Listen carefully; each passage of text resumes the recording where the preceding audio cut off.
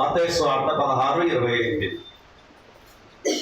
ఇక్కడ నిలిచి ఉన్న వారిలో కొందరు మనుష్య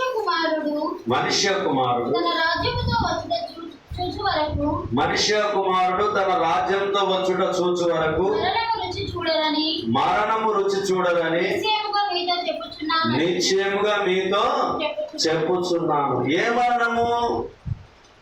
జనరల్ గా మరణించే మరణం కాదు.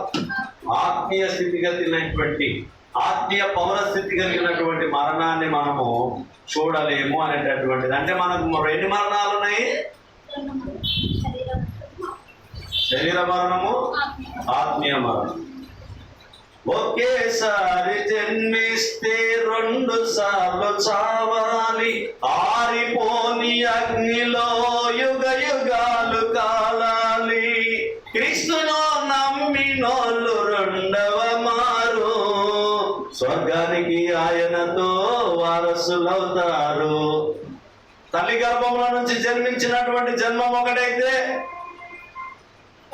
మళ్ళీ క్రీస్తును సొంత రక్షకుని అంగీకరించి మారు మనసు పొంది యేసు ప్రభు అని నోటితో ఒప్పుకొని హృదయమందు విశ్వసించి మరణం వరకు నమ్మకంగా ఉంటానని చెప్పి ప్రమాణం చేసి బాప్తిసం తీసుకోవడం 2వ జన్మ ఉంటుంది. కాబట్టి 2వ మరణం. మనిషికి ఎన్ని మరణాలు? ఎట్లా? జన్మలు 2, మరణాలు 2. ఎట్లా అంటే, ఒకటి శరీర మూలంగా, ఒకటి ఆత్మ. ఆ 2లో కూడా ఒకటి ఏంటంటే, శరీర మూలంగా మరణించినటువంటి వ్యక్తి నరకంలో ఉంటాడు. ఆత్మ మూలంగా మరణించినటువంటి వ్యక్తి ఎక్కడ ఉంటాడు? పరదేశిలో ఉంటాడు. కాబట్టి 2వ మాటలో మనం చూసాము. ఇప్పుడు 3వ మాటకు మనం దయచేసి వెళ్దాం. 3వ మాటకు వెళ్దాం. యోహాను సువార్త 19వ అధ్యాయము, యోహాను సువార్త 19వ అధ్యాయము 26వ వచనం. యేసు తన తల్లియు తాను ప్రేమించిన శిష్యుడును దగ్గర నిలుచుచుండుట చూచి, అమ్మా ఇదిగో నీ కుమారుడు అని తన తల్లితో చెప్పాను. ఏమని చెప్పిండమ్మా? ఇదిగో అమ్మా ఇదిగో నీ కుమారుడు అని తన తల్లితో చెప్పాను. 23 నుంచి చదువుకుందాం. సైనికులు యేసును సిలువ వేసిన తర్వాత ఆయన వస్త్రములు తీసుకొని ఒక్కొక్క సైనికునికి ఒక్కొక్క భాగము వచ్చినట్టు వాటిని 4 భాగములుగా చేసి ఆయన అంగీని కూడా తీసుకొని ఆ అంగీ కుట్టు లేక పైనుండి యావత్తు నేయబడినది కనుక వారు దానిని చింపక అది ఎవరికి వచ్చునో అని దానికోసము చీటు వేయమని ఒకరితో ఒకరు చెప్పుకొని వారు నా వస్త్రములను తమలో పంచుకొని నా అంగీ కోసము చీటు వేసి అనులేఖనము నెరవేరునట్లు ఇది జరిగెను.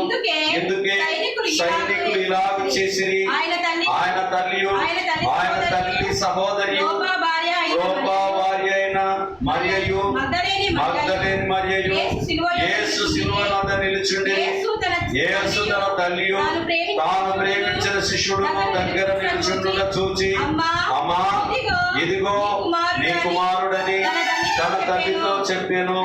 తర్వాత శిష్యుని చూచి, ఇదిగో నీ తల్లి అని చెప్పాను. ఆ గడియ నుండి శిష్యుడు ఆమెను తన ఇంట చేర్చుకొనెను. ఇక్కడ తల్లిని అప్పచెప్పేటటువంటి బాధ్యత తన శిష్యునికి అప్పచెప్పినటువంటి మాటను మనం చూస్తాం. ఇదిగో నీ తల్లి. ఏమిటి ఆ గొప్పతనము అని అంటే, నా సమయము సంపూర్తి అవుతూ ఉన్నది. తన బాధ్యతను ఏం చేస్తున్నాడు? ఒక్కొక్కటి నెరవేరుస్తూ వచ్చాడు. ఎవరా తల్లి? నీ తల్లి అని అన్నాడు. ఎవరా తల్లి? మరియా. ఈ లోకానుసారంగా జన్మనిచ్చినటువంటి తల్లి, పరిశుద్ధాత్మ ఇచ్చేది. ఆ తల్లిని మరి జబదేయి కుమారుడైనటువంటి ఆయనకు అప్పచెప్తూ ఏం చెప్తూ ఉన్నాడని అంటే, ఇదిగో అమ్మా ఇదిగో నీ కుమారుడు. కుమారుని తల్లికి అప్పచెప్తున్నాడు. తల్లిని కుమారునికి అప్పచెప్తూ ఉన్నాడు. ఈ మూడో మాటలో కొన్ని విషయాలను మనం క్లుప్తంగా ఆలోచన చేద్దాం. ఈ మూడో మాటలో కొన్ని విషయాలను మనం క్లుప్తంగా ఆలోచన చేద్దాం. యోహాను సువార్త చూసాము. ఇప్పుడు 13వ అధ్యాయము 23వ వచనాన్ని చూద్దాం. యోహాను సువార్త 13:23. అందుకు యేసు ఒక ముక్క వంచి ఎవరికి చెదను వాడే అని చెప్పి ఒక ముక్క ముంచి సీమోను కుమారుడు 13:23 ఆయన శిష్యులలో యేసు ప్రేమించిన ఒకడు యేసు రొమ్మున ఆనుకొనుచుండెను గనుక ఎవరిని గురించి ఆయన చెప్పెను అది తమకు చెప్పమని సీమోను పేతురు అతనికి సైగ చేసెను. అతడు యేసు రొమ్మున ఆనుకొనుచు ప్రభువా వాడెవడని ఆయనను అడిగెను. అందుకు యేసు నేనొక ముక్క ఉంచి ఎవరికిచ్చెదను వాడే అని చెప్పి ఒక ముంచి సీమోను కుమారుడకు ఇస్కరియోతు ఎవరికి ఇచ్చిండమ్మా? ఎవరు అప్పచెప్పబోతున్నారు? యూదా ఇస్కరియోతు యేసు ప్రభువును అప్పచెప్తూ ఉన్నారు. ఎలా అప్పచెప్తున్నాడు? ఒక ముద్దిచ్చి అప్పచెప్తున్నాడు. ఎంత టెక్నిక్ వాడిండు చూడండి యూదా ఇస్కరియోతు. ఒక కత్తి అవసరం లేదు, ఒక బల్లెం అవసరం లేదు, ఆయుధం అవసరం లేకుండా నేను ఎవరికైతే ముద్దిస్తానో ఆయనే యేసు. అంటే అర్థమైంది, యేసు ఎవరో వాళ్ళకి తెలియదు. యేసు ఎవరో వాళ్ళకి తెలియదు. నేను ఎవరికైతే ఈ రొట్టెని ఇస్తున్నానో ఆయననే నన్ను అప్పచెప్తూ ఉన్నాడని చెప్తున్నాను. అలాగనే యూదా ఇస్కరియోతు ఆయన యేసు ప్రభు వారిని ముద్దిచ్చి అప్పచెప్పినటువంటి విషయాన్ని ముందే గుర్తు చేశాడు. ఈ మూడవ మాటలో ఉన్నటువంటి సారూప్యాన్ని మనం చూస్తూ ఉన్నాం. ఇంకొక మాటను కూడా ఇందుకు నేను 19వ వచనాన్ని చూద్దాం. 13-19.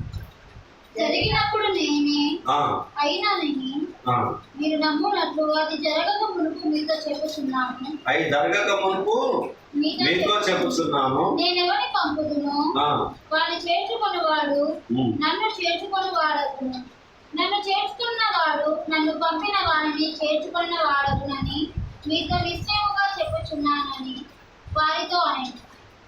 యేసు ఈ మాటలు పలికిన తరువాత ఆత్మలో కలవరపడి మీరు ఒకడు నన్ను అప్పగించునని మీతో నిశ్చయముగా చెప్పుచున్నానని రూఢిగా చెప్పాను. ఖచ్చితంగా చెప్పాడు, నీలో ఒకడు నన్ను అప్పగిస్తూ ఉన్నాడని కాదు, రూఢిగా అంటే కంప్లీట్ పరిపూర్ణంగా చెప్తూ ఉన్నాడు. అప్పచెప్పినటువంటి వ్యక్తి ఎవరమ్మా? యూదా ఇస్కరియోతు. యూదా ఇస్కరియోతు అప్పచెప్పిండు, ఎండి నాణ్యాలకు అమ్ముకున్నాడు, ముద్దిచ్చిండు, అప్పచెప్పిండు. ఆ ఎండి నాణ్యాలు తీసుకుపోయి ఎక్కడ చల్లిండు? దేవాలయంలో చల్లిండు. చల్లి ఎక్కడికి పోయి ఊరేసుకున్నాడు? కొండ మీదనమ్మా. కొండ మీద ఒక దగ్గర ఊరేసుకుంటే ఆ ఊరేసుకున్నటువంటి స్థలం ఇప్పటికి కూడా ఎవరు ముట్టకుండా అలాగునే ఉంచబడి ఉన్నది స్థలం. యూదా ఇస్కరియోతు ఎక్కడైతే ఊరేసుకొని చనిపోయిండో ఆ స్థలంలో ఎవరు కూడా ముట్టకుండా అలాగునే ఉంచి ఉన్నారు. అంటే ఎంత శాపమైనటువంటి పదం చూడండి. ఇప్పటికీ గుర్తున్నాడు యూదా ఇస్కరియోతు అంటే అంత ఆలోచన చూడండి. అప్పచెప్పడానికి ఆ పాత్ర ఆయనకు మరి ఎందు నిమిత్తం ఆ విధంగా లభించిందో నాకు తెలియదు, కానీ మరి అది కూడా దేవుని చిత్తమే అని నేను అనుకుంటున్నాను. అది కూడా దేవుని చిత్తమే. ఒకవేళ యూదా ఇస్కరియోతు అప్పచెప్పేటటువంటి పాత్ర ఒకవేళ లేకపోతే యేసు ఎవరో తెలియకుండేవాళ్ళు. అంటే నా ఆజ్ఞ లేని ఒక పొల్లైనను ఒక సున్నైనను తప్పిపోదు అని చెప్పి దేవుని వాక్యం సెలవు ఇవ్వబడింది. నేను అనుకుంటా యేసు ప్రభువాన్ని అప్పచెప్పడానికి తప్పకుండా దేవుని ప్రణాళిక ఉంది అని నేను అనుకుంటాను. ఎందుకు అని అంటే దేవుని లేఖనాలు మనకు అవి తెలియపరుస్తున్నది. మూడో మాటలనే ఇంకొక మాటను కూడా మనం చూద్దాం. ఇంకొక మాటను కూడా చూద్దాం. ఎన్నో మాటలు చూస్తున్నాం మనము? మూడో మాట. గలతీలకు రాసిన పత్రిక 2వ అధ్యాయం 9వ వచనం. గలతీ 2:9. అనగా సున్నతి పొందిన వారికి అపోస్తలుడవుటకు పేతురునకు సామర్థ్యము కలిగజేసిన వాడే అన్యజనులకు అపోస్తలుడైన అవుటకు నాకున్న సామర్థ్యము కలుగజేశారని వారు గ్రహించినప్పుడు స్తంభములుగా ఎంచబడిన యాకోబు, కేఫా, యోహాను అనువారు నాకు అనుగ్రహింపబడిన కృపను కనుగొని మేము అన్యజనులకును తాము సున్నతి పొందిన వారికి అపోస్తలుగా ఉండవలనని చెప్పి తమతో ఆదివారం అనుటకు సూచనగా నాకున్న బర్నబాకును ముడి చేతిని ఇచ్చిరి. ఇక్కడ మనం ఆలోచన చేసినప్పుడు పాత నిబంధన కాలంలో ధర్మశాస్త్రంలో ఉన్నటువంటి పద్ధతి ఏంటి అని అంటే, తప్పకుండా క్రైస్తవులు, ఇశ్రాయేలీలు, యోధులు సున్నతి పొందాలి. సున్నతి అని అంటే శరీరానికి సంబంధించినటువంటి సున్నతి. కొత్త నిబంధనకు వచ్చేసరికి ఏ సున్నతి మనం పొందుతూ ఉన్నాము? ఆత్మీయమైన శుద్ధీకరణ సున్నతిని మనము పొందుతున్నాం. నీతి అనేటటువంటి శుద్ధీకరణ చేత మనం సున్నతి పొందుతున్నాం. ఆ మాటనే ఇక్కడ పొందుపరచబడి ఉన్నది. అనగా సున్నతి పొందిన వారికి అపోస్తలుడవుటకు పేతురునకు సామర్థ్యం కలగజేసిన వాడు అన్యజనులకు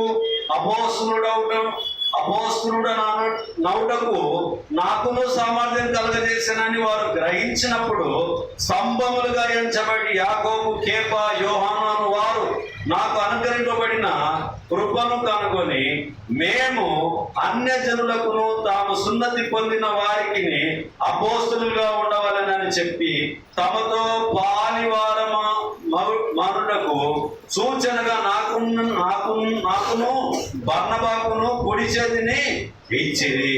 ఈ మూడో మాటలో కూడా నీతి అనేటటువంటి సున్నతి మరి అపోస్తలుగా ఎంచబడడానికి దేవుడు ఏర్పరచుకున్నటువంటి విషయమై ఉన్నది. అలాగనే ఈ మూడో విషయంలోనే మరి ఇంకొక మాటను కూడా మనం చూద్దాం. మూడవది దాంట్లో కూడా ఇంకొక మాటను కూడా చూద్దాం. లూకా సువార్త 5వ అధ్యాయము 10వ వచనాన్ని చూద్దాం. అలాగున సీమోనుతో కూడా పాలివారైన జెబెదయి కుమారులకు యాకోబును, యోహానును విస్మయమొందిరి. అందుకు యేసు, భయపడకుము, ఇప్పటి నుండి నీవు మనుషులను పట్టువాడవై ఉందువని సీమోనుతో చెప్పెను. అంతవరకు ఎవరిని పట్టిండమ్మ? సీమోను చేపల్ని పట్టాడు. రాత్రంతయు శ్రమ పడినా రాలేదు ప్రభు జయము, రహదారులు వెదకినను రాదాయను ప్రతిఫలము, రక్షించుని సిలువా రమణీయ లోతులలో రతనాలను వెదకుటలో రాసిల్లు నా పడవా నడిపించునా నావా. ఆ నావను నడిపించినటువంటి వారు యేసుక్రీస్తు ప్రభువారు. సీమోను దగ్గరికి వచ్చాడు, ఆ పడవలో కూర్చున్నాడు. రాత్రంతా శ్రమపడిన ఏమీ దొరకలేదు.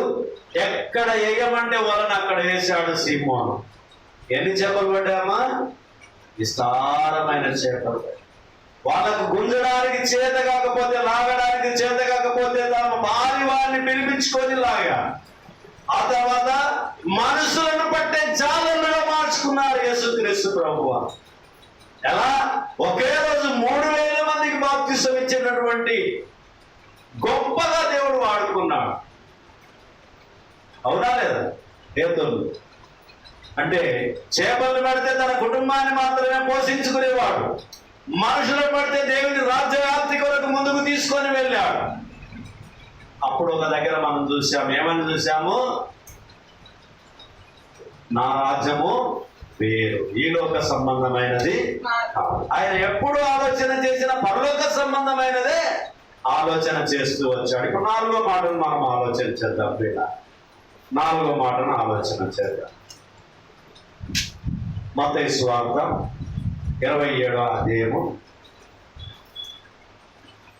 45 నుంచి కొన్ని వచనాలు మనం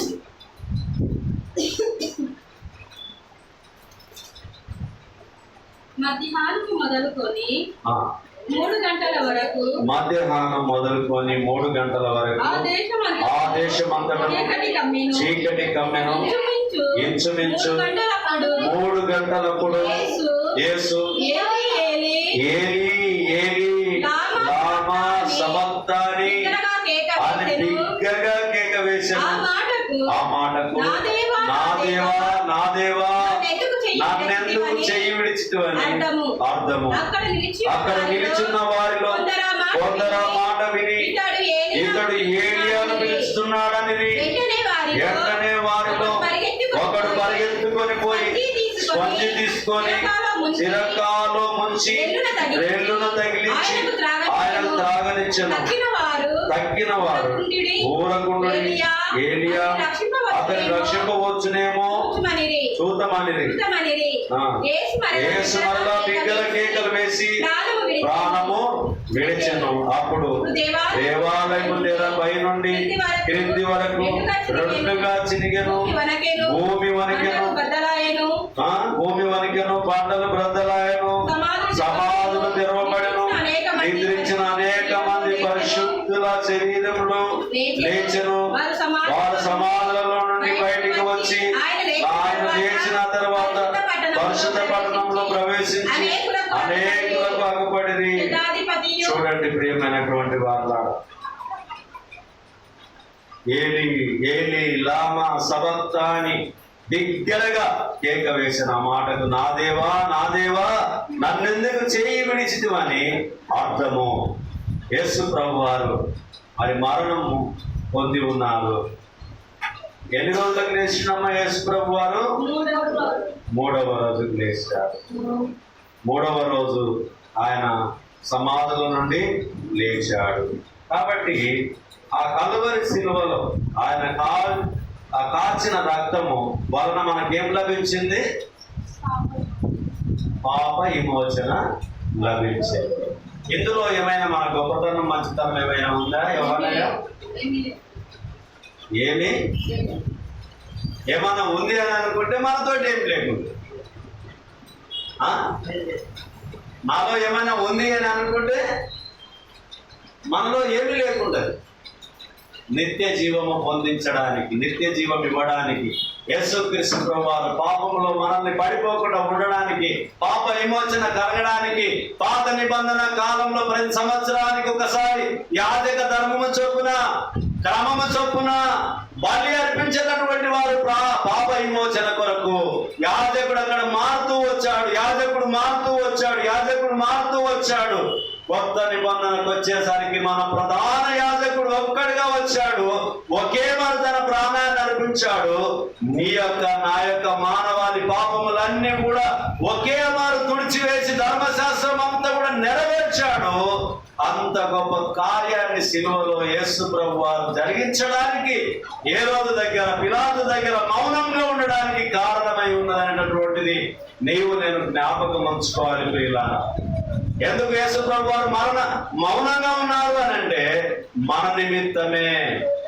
గెత్సెమనే తోటలో క్రీస్తు వేదన, మానవాళి విడుదల కొరకైన ప్రార్థన, నీ కోసమే నా కోసమే ఆ మరణ పాత్ర మన పాప ఫలితమే. నీ కోసము నా కోసమే ఆ మరణ పాత్ర పాప ఫలితమైనటువంటిది మోసి ఉండడు. నశించిన దానిని వెతికి రక్షించడానికి మనిషి కుమారునిగా లోకమునకు వచ్చెను. తప్పిపోయిన గొర్రెలన్నింటినీ కూడా కాపాడడానికి నేను మంచి గొర్రెల కాపరిని అని ఆయన ప్రకటన చేసుకున్నాడు. ఆయన తన స్వరక్తం ఇచ్చి మనల్ని సంపాదించుకున్నాడు. కాబట్టి ఆయనతో పాటు మన జర్నీ ఎలాగుండాలి? ఈ లోక సంబంధమైనది కాకుండా పరలోక సంబంధమైనదిగా మనం ఆలోచన చేయాలి ప్రతి మాటల్లో కూడా.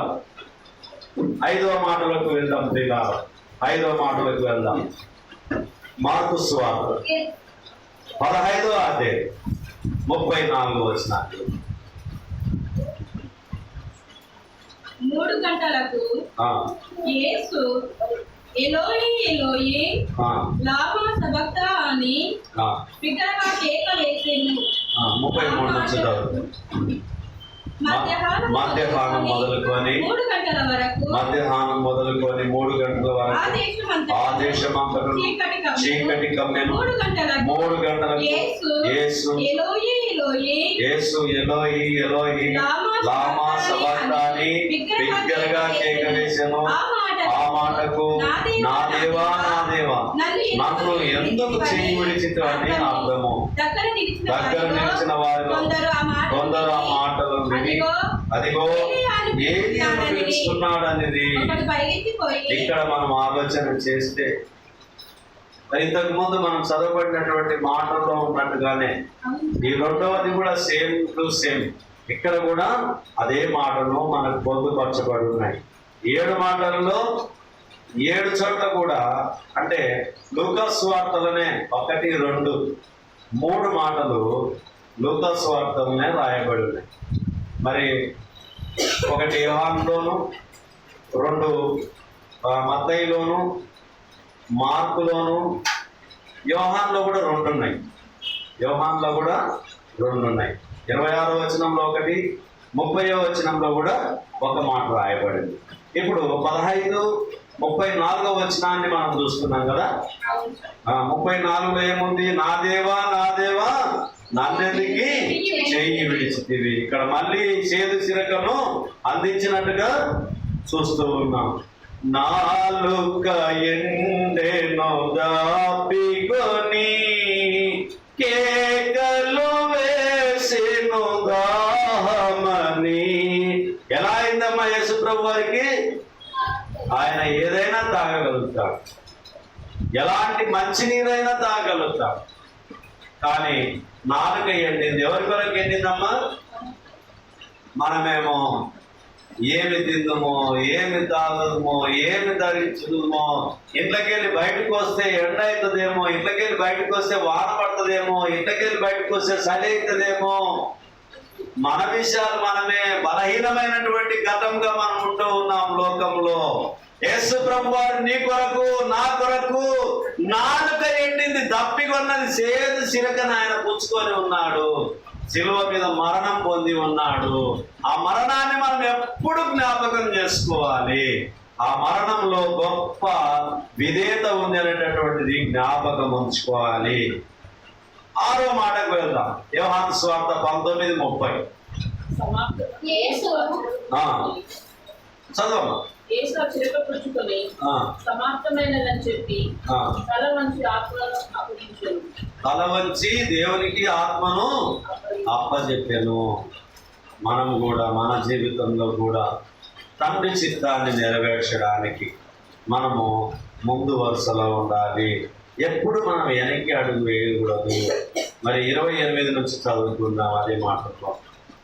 అటు తర్వాత సమస్తమును అప్పటికి సమాప్తమైనదని యేసు ఎరిగి లేఖనము నెరవేరినట్లు నేను తప్పికొనుచున్నానని చిరకతో నిండి ఉన్న యొక్క పాత్ర అక్కడ పెట్టి ఉండేను కనుక వారు ఒక స్పంజి చిరకతో తిప్పి విసోపు పుడకకు తగిలించి ఆయన నోటికి అందించి యేసు ఆ చిరక పుచ్చుకొని సమాప్తమైనదని చెప్పి తల వంచి ఆత్మను అప్పగించెను. ఎవరికి అప్పచెప్పిండు? ఆత్మను తండ్రి అయిన దేవునికి అప్పగించాడు. అప్పుడు కూడా మరణమైనటువంటి సమయంలో కూడా తండ్రి చిత్తాన్ని నెరవేర్చాడు అనేటటువంటిది జ్ఞాపకం ఉంచుకోవాలి. మనమైతే ఏమనుకుంటాం? మరణం వరకు యాదేవుడే నాకు ఇంకా బాగు చేసేది, బాగా చేస్తలేడు ఇంకా అనుకుంటామ్మా. ఏమో మహారాజును మనం ఒకసారి జ్ఞాపకం చేసుకోవాలి. పురుగులు అయ్యావి, రక్తం కారుతుంది, చీము కారుతుంది, ఆ పెంకుటలతో గీరుతూ ఉన్నాడు, బాధతో ఉన్నాడు, బూడిదిలో పొందుతున్నాడు. ఆయన వేదన చెప్పలేనటువంటి వర్ణనాతీతంగా ఉంటున్నది. అయినప్పటికీ భార్య అన్నది, మా స్నేహితులు అన్నారు, నువ్వు దేవుని దూషించి మరణము కమ్ము అని చెప్పి అన్నారు. మంచి జరిగినప్పుడు మేలు అనుభవించి కీడు వచ్చినప్పుడు మనము బాధ అనుభవించడం కూడదా అని చెప్పి మూర్ఖురాలు మాట్లాడినట్టుగా మాట్లాడవద్దు. మనకు మంచి అయినా బాధ అయినా మనం క్రీస్తులో ఉండాలి. ఒకవేళ మంచి ఉంటే మాత్రమే నేను క్రీస్తు దగ్గరికి ఉంటానంటే నేను క్రైస్తవుని కాను. నాకు బాధ కలిగింది, నేను క్రీస్తుకు దూరం అవుతానంటే నేను క్రైస్తవుని కాను. యేసు ప్రభుని సొంత రక్షకుని అంగీకరించిన వాడిని కాను. ఇంకా నేను దూరస్తునిగానే ఉన్నాను. యేసు ప్రభు వారి యొక్క మరణము, యేసు క్రీస్తు ప్రభు వారి అపొస్తలుల కార్యం 10వ అధ్యాయము 35-36 వచనంలో చూసినప్పుడు యేసు క్రీస్తు ప్రభు వారు అందరికీ ప్రభు అయి ఉన్నాడు, దేవుడై ఉన్నాడు. కాబట్టి అందరికి ఆయన ప్రభువుగా ఉన్నప్పుడు మరి కొందరి కొరకు ఆయన చనిపోలేదు, అందరి నిమిత్తము చనిపోయాడు. ఇప్పుడు 7వ మాటను మనం చూద్దాం. లూకా 23:46. అప్పుడు యేసు గొప్ప శబ్దముతో కేక వేసి, తండ్రి నీ చేతికి నా ఆత్మను అప్పగించుకొనుచున్నాను. ఆయన ఇలాగ చెప్పి ప్రాణము విడిచెను. ఎంత బాధ్యతగా ఉంటూ ఉన్నారు. యేసుక్రీస్తు ప్రభు వారు వచ్చి ఎందుకొరకు వచ్చారు? మన పాపముల నిమిత్తమే. ఆదాము గారు చేసినటువంటి పాపం నుండి మనల్ని విమోచన